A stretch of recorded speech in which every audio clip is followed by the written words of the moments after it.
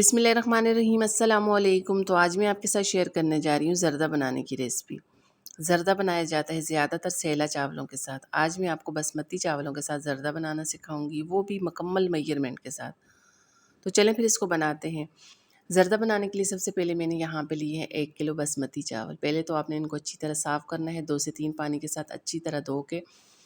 उसके बाद ना 25 से 30 मिनट के लिए इस तरह साफ़ पानी में भिगो के रख देंगे। अगर आप सेला चावलों के साथ बना रहे हैं, उनको आपने 2 से ढाई घंटे के लिए पानी में भिगो के रखना है।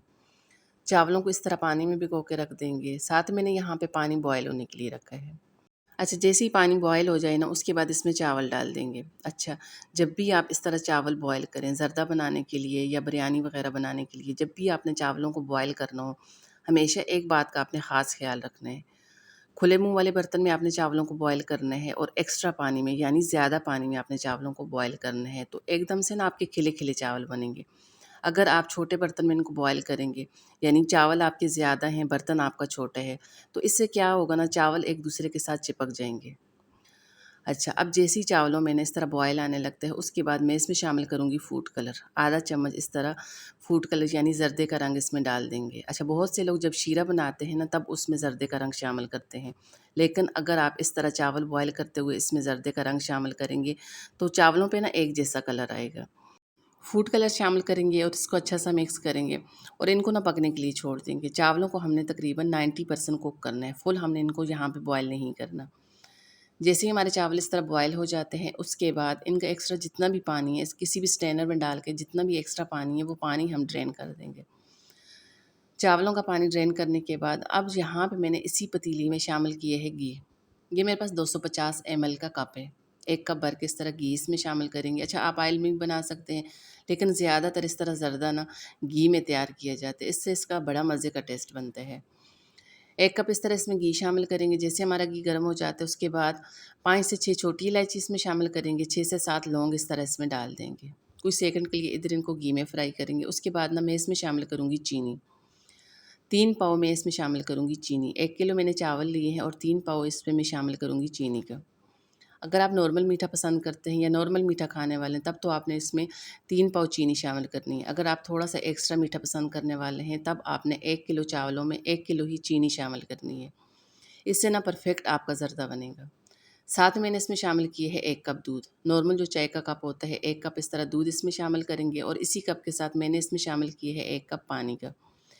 चीनी में दूध और पानी शामिल करेंगे और इधर इसको अच्छा सा मेल्ट करेंगे। इतना पकाना है ताकि चीनी हमारी ना अच्छी तरह से मेल्ट हो जाए।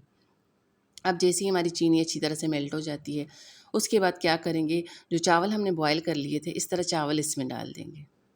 अच्छा, चावल शामिल करने के बाद ना इधर आपने इनको अच्छी तरह से मिक्स करना है, ताकि चावल का एक-एक दाना ना शीरे में अच्छी तरह से मिक्स हो जाए।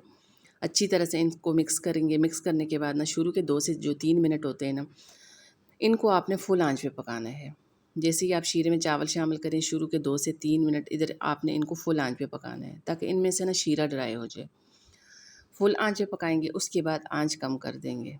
अब जैसे ही तमाम शीरा अच्छी तरह से ड्राई हो जाता है, उसके बाद ना अब आपने इसमें शामिल करने हैं ड्राई फ्रूट। अच्छा, ड्राई फ्रूट जो भी जिस तरह के भी आपको पसंद हो, वो तमाम आप अपनी मर्ज़ी से इसमें शामिल कर सकते हैं। तो मैंने यहाँ पे थोड़ा-सा नारियल काट के इसमें शामिल किए, थोड़े से बादाम इस तरह डाल देंगे, किशमिश शामिल करेंगे। आपके पास जो भी अवेलेबल हो, ड्राई फ्रूट तमाम आप अपनी मर्ज़ी से इसमें शामिल कर सकते हैं। इस तरह ड्राई फ्रूट शामिल करेंगे, इसको कवर लगा के तकरीबन 12 से 15 मिनट का दम लगाएँगे।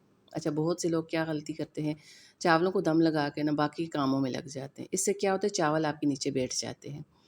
ये गलती आपने नहीं करनी। आपने इनको तकरीबन 12 से 15 मिनट का दम लगाना है, इससे ज़्यादा आपने इनको दम नहीं लगाना। इससे क्या होगा, चावल आपके नीचे बैठ जाएँगे। तो मैंने इनको तकरीबन 15 मिनट के लिए दम लगा दिया था।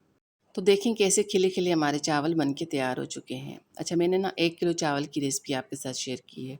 अगर आपने 2 किलो चावलों के साथ ज़र्दा तैयार करना है, तब आप इन तमाम चीज़ों की रेशो को डबल कर सकते हैं। अगर आप 1 किलो चावल ले रहे हैं, इसमें आपने शामिल करनी है 3 पाव चीनी, 250 ml का 1 कप घी शामिल करना है, 1 चाय का कप आपने इसमें दूध शामिल करना है और 1 चाय का कप आपने इसमें शामिल करना है पानी का। तो यकीन माने ना, परफ़ेक्ट आपका ज़र्दा बन के तैयार होगा। अगर आप पहली बार में बना रहे हैं, तो पहली बार में ही आपसे परफ़ेक्ट ज़र्दा बन के तैयार होगा।